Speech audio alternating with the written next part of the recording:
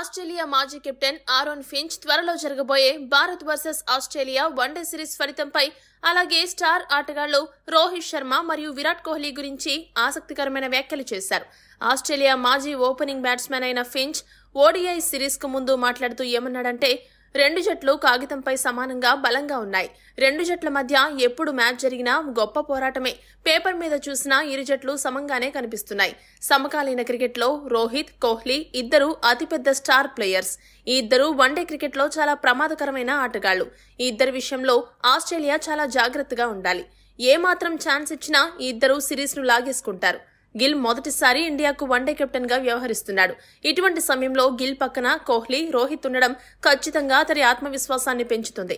వారిద్దరి అనుభవం, సలహాలు గిల్ కు ఎంతగానో ఉపయోగపడతాయి. అయితే ఈ వన్డే సిరీస్ ఆసీస్ గడ్డపై జరుగుతుంది కాబట్టి ఆస్ట్రేలియా సిరీస్ గెలుస్తుందని చాలా మంది భావిస్తున్నారు. అయితే అదంతా సులభం కాదు. ఎందుకంటే భారత్ చాలా గొప్ప జట్టు.